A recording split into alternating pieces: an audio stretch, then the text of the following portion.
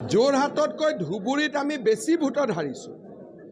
এই ইলেকশ্যনত যদি আটাইতকৈ কোনোবাই ভাল ৰিজাল্ট কৰিছে ৰকিবুল হুছেইনে কৰিছে।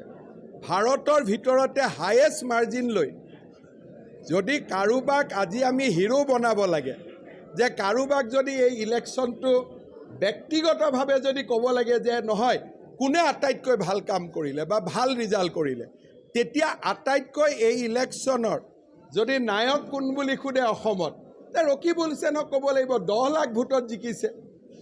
গতিকে 10 লাখ ভোটত জিকা কিয় জিকিছে তাৰ মই বিশ্লেষণ কৰিব নাযাওঁ। আমি যোৰহাটত হাৰিছোঁ, নগাঁৱত হাৰিছোঁ, ধুবুৰীত হাৰিছোঁ, 3টা ছিটত হাৰিছোঁ, 11টা ছিটত জিকিছোঁ।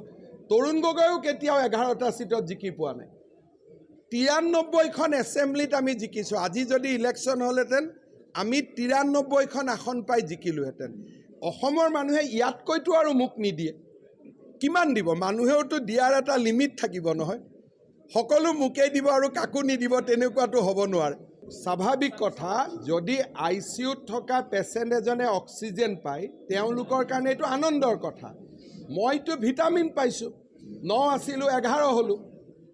গতিকে কংগ্ৰেছে মোৰ মতেদি 4খন আছিল নেকি, নে কংগ্ৰেছৰ কেইখন আছিলে? 3খন আছিল। 3খন আছিল, 3খনতে থাকিলে। তেওঁলোকে অক্সিজেন পাইছে। অসমৰ মানুহে তেওঁলোকক জীয়াই থকাৰ অক্সিজেন দিলে যে বিৰোধী পক্ষ হিচাপে এটা পাৰ্টি থাকিব লাগে, গতিকে 3খন আসন দিছোঁ, আপোনালোক থাকক। কিন্তু অসমৰ মানুহে মোক ভিটামিন দিছে। 9খন আছিলোঁ, 11খনলৈকে গ'লোঁ। 76খনত জিকিছিলোঁ, 93খনত জিকিলোঁ। আৰু এই ইলেকশ্যনৰ ফলাফল কি?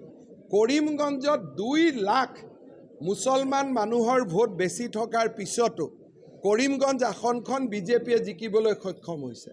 গতিকে ইয়াতকৈ বিজেপিৰ কাৰণে ইয়াতকৈ কৃতিত্ব কি হ'ব পাৰে? এই অফিচটো ইমান লাকি যে আজি বিজেপিৰ সৰ্ববৃহৎ বিজয় আমি ইয়াৰ পৰা পালোঁ।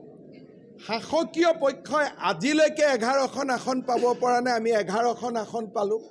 আৰু আপোনালোকে যদি আলোচনাই কৰিব খোজে গৌৰৱ গগৈতকৈ ৰকিবুল হুছেইনটো আলোচনা কৰক, কাৰণ অমিত শ্বাহ আৰু প্ৰধানমন্ত্ৰীতকৈ ৰকিবুল হুছেইনে বেছি ভোটত জিকিছে। মই ভাবোঁ যে আগতে অসমত মুছলমান মানুহৰ ভোটৰ অধিকাৰী আজমল আৰু কংগ্ৰেছ আছিল। এইবাৰ অসমৰ মুছলমান মানুহৰ ভোটৰ 61 সম্ৰাট কংগ্ৰেছ হ'ল। আগতে 2টা পাৰ্টিৰ মাজত সেই ভোটটো লৈ কাজিয়া পেচাল আছিল। এইবাৰ নগাঁও আৰু ধুবুৰীৰ বিজয়ে, নগাঁৱত যদি আপোনালোকে চাই গোটেইকেইটা হিন্দু মানুহ বাস কৰা সমষ্টিত আমি লিড লৈছোঁ, আৰু মুছলমান মানুহ থকা সমষ্টিত প্ৰদ্যুৎ বৰদলৈয়ে লিড লৈছে।